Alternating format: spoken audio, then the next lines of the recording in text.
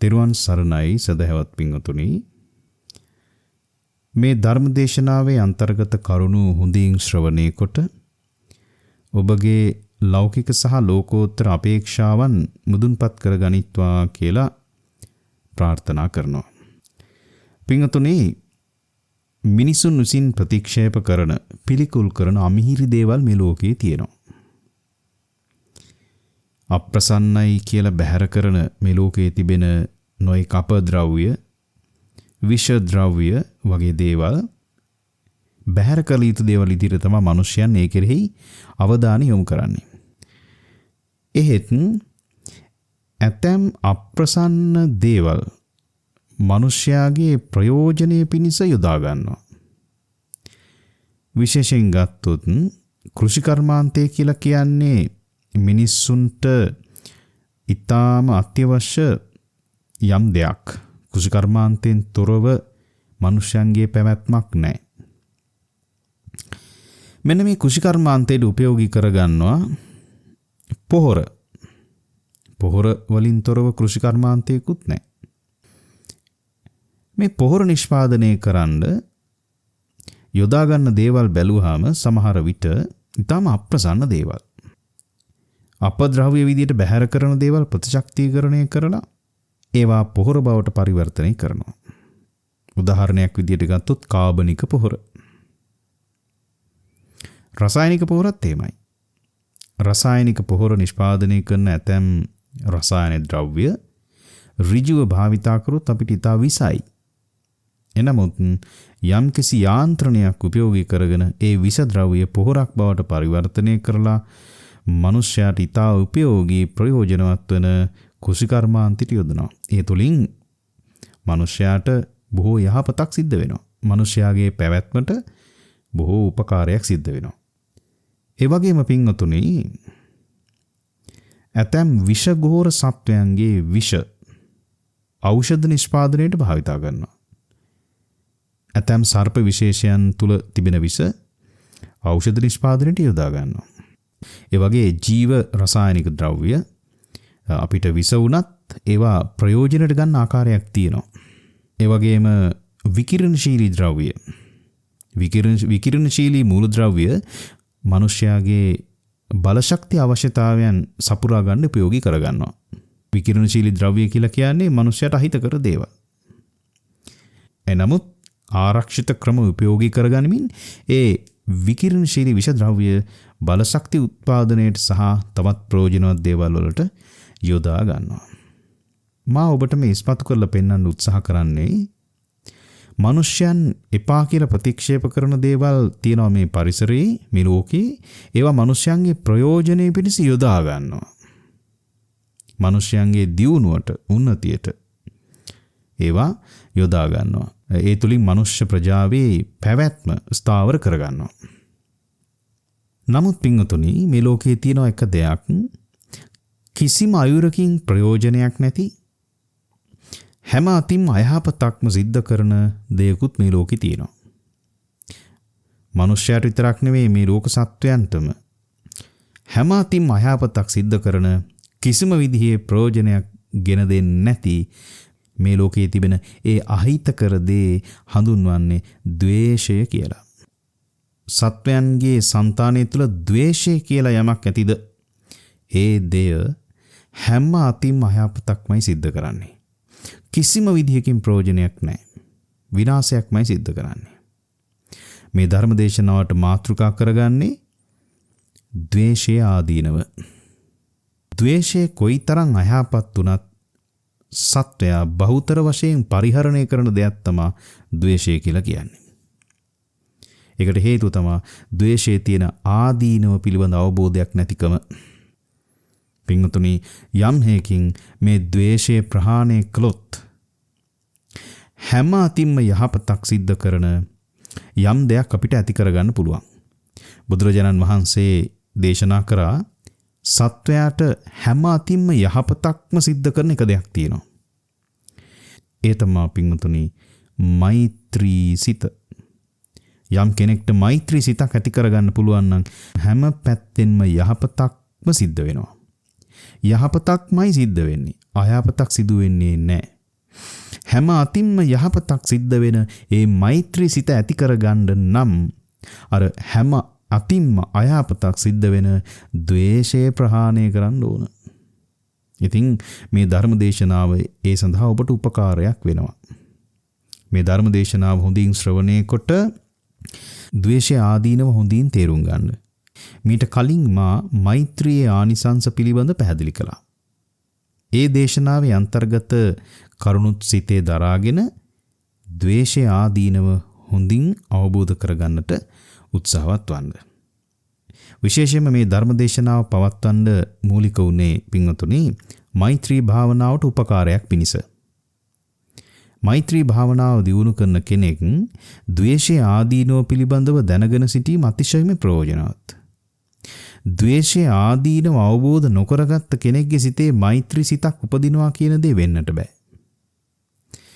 ඒකට හේතුව මෛත්‍රී සිතක් ඇති කරගන්න උවමනාවක් ඇති වෙන්නේ නැහැ ද්වේෂය ආදීනව දන්නේ නැති කෙනාට. ඒ නිසා හොඳින් මතක තියාගන්න මෛත්‍රී භාවනාව දියුණු කරන්නට නම් ප්‍රධාන කාරණාවක් තමයි ද්වේෂය ආදීනව සිත තුළ හොඳින් ධාරණය කරගත යුතුයි. ඒ අවබෝධයෙන් යුක්තව තමයි මෛත්‍රී භාවනාවට පිවිසෙන්නට ඕනි. විශේෂයෙන්ම මෛත්‍රී භාවනාව මෛත්‍රී සමාධිය දියුණු කරන කෙනෙක් මෛත්‍රී සිත උපදව ගන්න උත්සාහ කරන කෙනෙක් මෛත්‍රී භාවනාවට මත්තෙන් ද්වේෂය ආදීනව කෙටියෙන් සිහි කරලයි මෛත්‍රී භාවනාව ආරම්භ කළ යුත්තේ. මේ දේශනාව තුළින් ඔබට පැහැදිලි කරනවා ද්වේෂය කියන ඒ කාරණාව පිළිබඳව කොයි විදිහටද අවධානය යොමු කරන්න ඕන කියන කරුණ. මේ සත්වයාට අයහපත සලසන ප්‍රධාන කාරණා තුනක් තියෙනවා. ලෝභ, ද්වේෂ, මෝහ. සත්වයා දුකට පමුණවන්නේ ඔන්න ඔය කාරණා තුන. ඉතින් එහි ප්‍රධාන කරුණක් වන ද්වේෂය තමයි මේ දේශනාවට මාතෘකාව වෙන්නේ. පින්වතුනි, ද්වේෂය කියලා කියන්නේ අකුසල් මූලයක්. ඒ කියන්නේ අයහපත් දේ සිද්ධ වෙන්න තියෙන මූල කාරණාවක්. ද්වේෂයේ මුල් වෙලා පහළ වෙන චේතනා වලට කියනවා ව්‍යාපාද චේතනා. ඊට සරලව ගත්තොත් මොනවද මේ ව්‍යාපාද චේතනා? මොනවද මේ ද්වේෂ මූලික චේතනා? ඒ තමයි වෛරය, ක්‍රෝධය, ඊර්ෂ්‍යාව, ගුණමකුකම, එකට එක කිරීම, මෙන්න මේ වගේ දේවල්. මේ සියල්ලම පින්වතුනි ද්වේෂ මූලික චේතනා. දැන් ඔබට තේරෙන්නට ඕන ඔය වගේ චේතනාවන් මුල් වෙලා යහපත් දෙයක් නම් සිද්ධ වෙන්නේ නැහැ කියලා. ඒ නිසා තමයි මේකට කියන්නේ අකුසල් මූලයක් කියලා. අයහපතක් සිද්ධ වෙන්න මුල් වෙන කාරණාවක්. මේ කරුණ හොඳින් අවබෝධ කර ගැනීමෙන් ඔබට සිදුවෙන අයහපතක් වළක්වා ගන්න පුළුවන් වෙනවා ඒකාන්තයෙන්ම. ඒ නිසා පින්වතුනි ද්වේෂය ගැන හොඳට අවබෝධ කරගමු. පින්වතුනි ද්වේෂය කියලා කියන්නේ ලේ පිරිසුදු කරන දෙයක් නෙවෙයි. ද්වේෂය කියලා කියන්නේ ඔබට කායිකව හෝ මානසිකව හෝ සුවතාවයක් ඇති කළ දෙන දෙයක් නෙවෙයි. ශරීරයේ ලේ ධාතුව පිරිසුදු කරන දෙයක් නෙවෙයි. ලේ කුපිත කරන දෙයක්. ඔබගේ නිරෝගීකම විනාශ කරන දෙයක්. ශරීර සුවතාවයේ මානසික සුවතාවයේ නැති කරන දෙයක්. සමාජයේ දෙස හොඳින් අවධානය යොමු කරලා බලන්න ඔබට දැක ගන්න පුළුවන් ශරීරයේ යම් යම් කොටස් විකෘති වුණ අබ්බකාත ස්වභාවයට පත්විච්ච අහිංසක මිනිස්සු ඉන්නවා. තිරිසන් සත්වයොත් ඉන්නවා. අපි මිනිස්සු ගැන කතා කරමු. ඇතැම් විට අවලස්සන වූ විකෘති ශරීරාවයන්ගෙන් යුක්ත වූ අංග විකල විරූපී විදිහට හඳුන්වන අය ඉන්නවා. හොරේ, දද, කුෂ්ඨ, පිළිකා වගේ ආබාධ වලින්, රෝගාබාධ වලින් පීඩා විඳින අය ඉන්නවා. ඒ වගේම ඔබ දැකලා තියෙනවා සමහර විට ශරීරයේ බරපතල තුවාල සිද්ධ වෙලා, අංග ඡේදනය වෙලා දුක් විඳින අය ඉන්නවා. මේවා පින්වතුනි නිකම්ම සිද්ධ වෙච්ච දේවල් නෙවෙයි. හේතුවක් නැතුව සිද්ධ වෙච්ච දේවල් නෙවෙයි. හේතු සහිතවම සිද්ධ වෙච්ච දේවල්. උපතේදී හෝ මේ වගේ ශරීරාංග විෂම වෙලා, ශරීරාංග විකෘති වෙලා දුක් විඳින යම් කෙනෙක් ඉන්නවා නම් ඒ කෙනාගේ ඒකට මුල් වෙච්ච කාරණාව කුමක්ද කියලා හොයලා බලනකොට අන්න ද්වේෂය තියෙනවා ඒ සඳහා. ද්වේෂය කියලා කියන්නේ ඔන්න ඔය වගේ ශරීරය විකෘති කරන, ශරීරයට අපහසුයක් ඇති කරන, ශරීරයට පීඩාගෙන දෙන්න හේතු වෙන මූලික කාරණාවක්. යම් කෙනෙක් ද්වේෂ සහගතව පහළ කරගන්න චේතනා තුලින් ඇති කරලා දෙන්නේ ඔන්න ඔය වගේ කායික වශයෙන් පීඩාකාරී අත්දැකීම්. කායික වශයෙන් පීඩාවක් සිද්ධ වෙන, කයට හානියක් සිද්ධ වෙන අත්දැකීම්. කිසිම අවස්ථාවකදී තරහක් හිතට නැගුණොත් කයට පහසුවක් ඇති වෙන්නේ නැහැ. 1000ක්මයි ඇති වෙන්නේ. අපහසුයක්මයි ඇති වෙන්නේ. තරහක් අරගෙන ද්වේෂ සහගතව කටයුතු කරලා සැපවත් වෙච්ච කෙනෙක් මේ ලෝකේ නැහැ පින්වතුනි. ද්වේෂය කියලා කියන්නේ කවුරුත් අපේ ඇතුළට දාපු එකක් නෙවෙයි. ද්වේෂය හටගන්නේ තමන්ගේ ආධ්‍යාත්මය තුල ඇතුළාන්තයෙන්මයි හටගන්නේ. පිටින් ඇතුළට ආපු එකක් නෙවෙයි. ඇතුළෙම හටගත් එකක්. එහෙමනම් ඒ තමන් විනාශ කරන දේ ඇතුළෙන්මයි හටගන්නේ. මේක කවුද ඇති කරේ? තමන්මයි ඇති කරගත්තේ. ද්වේෂ සිතක් පහළ වුණාම ඒ සිතට ඉඩ දුන්නොත් නැවත ඒ ද්වේෂයේ දරුල්ලා සිත පුරා නැගෙනවා. එය වචන වශයෙන් හෝ කායික ක්‍රියා වශයෙන් හෝ පිට කරනවා. ඒ කියන්නේ මේ පිටින් ඇතුළට ආපු දෙයක් නෙමෙයි පින්වතුනි. ද්වේෂය කියන්නේ ඇතුළෙන්ම හටගත් එකක්. එහෙනම් ද්වේෂයේ මුල් වෙලා යම්කිසි හානියක් Tamanට සිද්ධ වෙනවා නම් ඒකේ වගකීම් යුත්ත Tamanමයි. තරහක් එහෙම නැත්නම් මේ ද්වේෂ සහගත යම් චේතනාවක් හටගත් විට ඒ ඇති වුණ අවස්ථාවේදීම Tamanට අපහසුතාවයක් ඇති වෙනවා. ඒ විතරක් නෙවෙයි, ඒ සිතට ඉඩ දීලා ක්‍රියා කරොත්, ද්වේෂ සහගතව ක්‍රියා කරොත් පින්වතුනි, මේ ජීවිතයේ ඉදිරි කාලයත් ඊට පස්සේ ජීවිතයේදී Tamanට දුකක් පීඩාවක්මයි ගෙන දෙන්නේ. ඔබ දන්නවා සිර ගෙවල් වල ඊටාම කුඩා බිත්ති 4කට කොටු වෙලා දුක් විඳින මිනිස්සු. ඒ අය මේ හිර කූඩුවට කොටු වෙලා මොනවද කල්පනා කරන්නේ? ඔවුන් සතුටින් ඉන්නව නෙවෙයි. ඒ අය අනාගතය ගැන සිහින දකින්නව නෙවෙයි. ඒ අය වර්තමානයේ සතුටින් ඉන්නව නෙවෙයි. මොනවද සිහි කරන්නේ? අතීතයේ මං අතින් වරදක් සිද්ධ වුණා. මම තව ටිකක් ඉවසුවා නම් මං අද මේ වගේ හිරබත් කන්නේ නෑනේ. එහෙම තමයි කල්පනා කරන්නේ. ඔය හිරගෙවල් වල ඉන්න බොහෝ දෙනෙක් හිතන දෙයක් තමයි මම තව ටිකක් ඉවසුවා නම්, මම තව ටික වෙලාවක්, තව විනාඩි 2-3ක් මං ඉවසුවා නම් මගේ අතින් මේ වගේ වරදක් වෙන්නේ නැහැ. මෙන්න මේ විදිහට හිතලා තැවෙනවා පින්වතුනි. තරහක් ඇවිල්ලා යම් කිසි කෙනෙක්ට කායික වශයෙන් හානියක් කරොත්, එහෙම නැත්නම් දේපල හානියක් කරොත්, හෝ යම් කිසි කුමන හෝ හානියක් කරොත් ඒ හේතුවෙන් නීතියෙන් දඬුවම් පැමිණෙනවා. ඒ දඬුවම් වලට යටත්ව මේ ජීවිතේ දුකසේ ගත කරන්න සිද්ධ වෙනවා. ඒ විතරක් නෙමෙයි පින්වතුනි, ඒ ද්වේෂ සහගත ක්‍රියාව නිසා ඇතිවෙච්ච පාපයෙන් ඊළඟ ජීවිතේ දුක් විඳිනවා. තරහක් ඇවිල්ලා ඔබ වෙන කෙනෙක් මැත්තේ නම් ඒ තරහ පිට කරේ. තව කෙනෙක්ට එකකින් හානියක් වුණා නම් නීතියෙන් දඬුවම් පැමිණෙනවා විතරක් නෙමෙයි, ඔබට මහා පාපයකුත් රැස් වෙනවා. ඔබ මේ ජීවිතේ නිന്ദා අපහාස වින්දා නම් ඒ එක්ක ඔබේ අඩුපාඩුවක් නිසා. එහෙම නැත්නම් පෙර කරපු අකුසලයක් නිසා. යම් හේකින් ඔබ නිවැරදිව සිටිද්දිත් ඔබ නිന്ദාවක් අපහාසයක් විඳිනවා නම්, නොඑක් විරෝධතාවයන් ඔබට එල්ල වෙනවා නම් පිංගුතුනි, ඒකත් හේතුවක් නැතුව සිද්ධ වෙන කාරණාවක් නෙවෙයි. ඒට හේතුවක් තියෙනවා. ප්‍රධානම හේතුව ඔබ විසින්ම කරගත් යම් කිසි ක්‍රියාවක්. ඒක මේ ජීවිතේ වෙන්න පුළුවන්, පෙර ජීවිතයක වෙන්න පුළුවන්. ඔබ ද්වේෂ සහගතව යම් කෙනෙක්ට අවමන් කරා නම්, යම් හතුරුකමක් කරා නම් ඒකේ විපාක දැන් පැමිණෙනවා. ඒ නිසා යම් නිന്ദාවක් අපහාසයක් විඳිනවා නම් ඔබ පළවෙනියටම සිහි කරන්න ඕන, මේ නිന്ദාව ලබන්නේ මම්ම සිද්ධ කරගත් යම් දෙයක් නිසා. මම්ම කරපු යම්කිසි ක්‍රියාවක් මුල් වෙලා තමයි මේ කර්ම විපාකයක් වශයෙන් පැමිණෙන්නේ. ඒ සිද්ධ කරපු කර්මය මේ ජීවිතේ වෙන්න පුළුවන්, පෙර ජීවිතයක වෙන්නට පුළුවන්. කෙසේ නමුත් එහි වගකියුත්තා පළවෙනියටම මමයි කියන එක සිහි කරන්න ඕන. වෙන කෙනෙක්ට චෝදනා කරන්න ඉස්සෙල්ලා පින්වතුනි, ඒ තමන්ගේ වැරද්ද අවබෝධ කරගත යුතුයි. ආන්නේ චින්තනය තමයි පින්වතුනි මේ බුද්ධ දේශනාව තුළින් අපිට උගන්වන්නේ. පින්වතුනි, ආන්නේ අවබෝධය තමයි මේ ධර්ම දේශනාව තුළින් අපි ලබා ගන්නෙ. සමාජයේ ඉන්නවා බොහෝ පින්වතුන් පෙහෙවස් සමාදන් වෙන, ඒ වගේම නොඑක් ආමිස ප්‍රතිපත්ති පින්කම් කරමින් නිවන ප්‍රාර්ථනා කරන උදවිය. මේ අය බොහොම පින්වන්තයි. ඊටාම වටින පිරිසක්. නමුත් තමන් ඒ නිවන ප්‍රාර්ථනා කර කර ද්වේෂ සහගතව ක්‍රියා කරනවා නම් පින්වතුනි දුකට හේතුවක් හදාද දුක නිවන්න බෑ. ද්වේෂය කියලා කියන්නේ දුක උපදවන දෙයක්. නිවන කියලා කියන්නේ දුක නැතිවීම.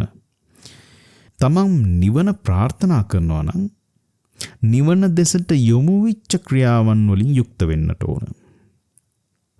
නිවනට ප්‍රතිපක්ෂ වූ යම් ක්‍රියාවන් නියැලෙමින් නිවන දෙසට ගමන් කරන්න බෑ.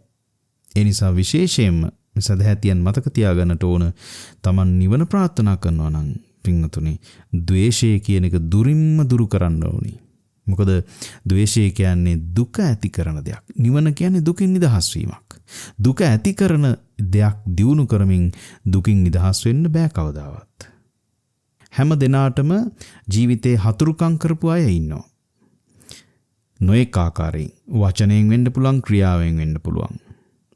ඒ කෙසේ නමුත් ඔබට හතුරුකමක් කරපු කෙනෙක් කෙරෙහි ඔබ තරහින් කල්පනා කරා කියලා, ඒ කෙනා ගැන තරහ සිතුවිලි පහල කරගනිමින් හිටියා කියලා ඒ සතුරට රීදෙන්නේ නැහැ.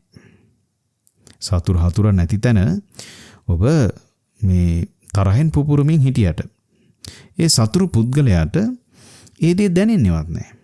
හැබැයි ඔබට පාපයක් රැස් වෙනවා. ඔබ තරහෙන් කල්පනා කරන හැම මොහොතකම මට අර කෙනා මේ විදිහට කතා කරා, මේ විදිහට පාඩුවක් කරා කියලා කල්පනා කරමින් මේ කෙනා සිරගත විය යුතුයි, එහෙම නැත්නම් මේ කෙනාගේ ජීවිත නැති විය යුතුයි, මේ කෙනාට අයහපතක් විය යුතුයි, මේ කෙනාට ඒ පාඩුවම සිද්ධ විය යුතුයි ආදී වශයෙන් කල්පනා කරනවා නම් තරහින් ඒකේ පාපේ තමන්ට හතුරුකම් කරපු කෙනාට නෙමෙයි. සමහරට ඔබ තරහෙන් කල්පනා කරන වෙලාවේ ඔබට ඒ හතුරුකම් කරපු කෙනා සතුටින් ඉන්නවා වෙන්න පුළුවන් වෙන තැනක. ඔහු දන්නේත් නැහැ. නමුත් ඔබ පාපයක් රැස් කරගෙන වෙන පිට ඉන්න කෙනෙක් අරමුණු කරගෙන ඔබ පහල කරගන්න ද්වේෂ චේතනා හේතුවෙන් ඔබටයි පාපයක් රැස් වෙන්නේ. බාහිර කෙනෙක්ට නෙවෙයි. ඇත්තටම ඔබට අසාධාරණයක් සිද්ධ වුණා වෙන්න පුළුවන් වෙන කෙනෙක්ගෙන්. එහෙත් ඔබ ද්වේෂ සහගතව ඒ අසාධාරණය ඇති කරපු කෙනා කෙරෙහි කල්පනා කරනවා නම් ඔබටම අසාධාරණයක් කරගන්නේ. හේතුව ද්වේෂය කියලා කියන්නේ ඔබට අයහපතක් සිද්ධ කරන දෙයක්. එහෙනම් ඔබ ඒ කරන්නේ මොකද්ද? තමන්ට අයහපතක් සිද්ධ කරන දේවල් ගොඩ ගා ගන්න එක. බොහෝ දෙනෙක් තමන්ට මේ අතීතයේ සිද්ධ වෙච්ච යම්කිසි සිදුවීම් ගැන හිතලා ක්‍රෝධයෙන් කටයුතු කරන අවස්ථා අපිට දැක ගන්න තියෙනවා. අතීතයේ තමන්ට සිදුවිච්ච අසාධාරණයක්, පාඩුවක්, හතුරුකමක් හෝ කුමන හෝ දෙයක් ගැන කල්පනා කරලා තමන් ද්වේෂ සහගතව කටයුතු කරනවා දැකලා තියෙනවා. ද්වේෂ සහගතව කටයුතු කරන අවස්ථා තියෙනවා. ඒක ඊටාම අඥාන වූ දෙයක්. හේතුව අතීතය කියලා කියන්නේ සිහිනයක් වගේ දෙයක්.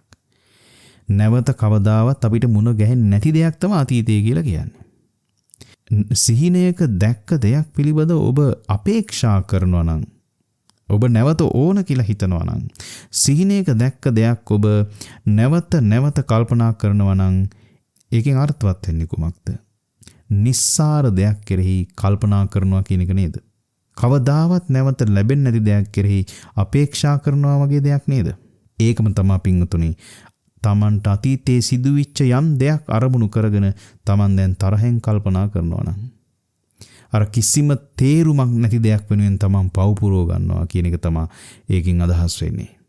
පින්වතුනි මේ මහා භද්‍ර කල්පේ දැනට බුදුරජාණන් වහන්සේලා 4 නමක් පහළ වෙලා උන්වහන්සේලා ධර්මයේ දේශනා කරලා බොහෝ ලෝක සත්‍යයන් දුකින් එතර කරවලා උන්වහන්සේලාද පිරිනිවී වදාලා.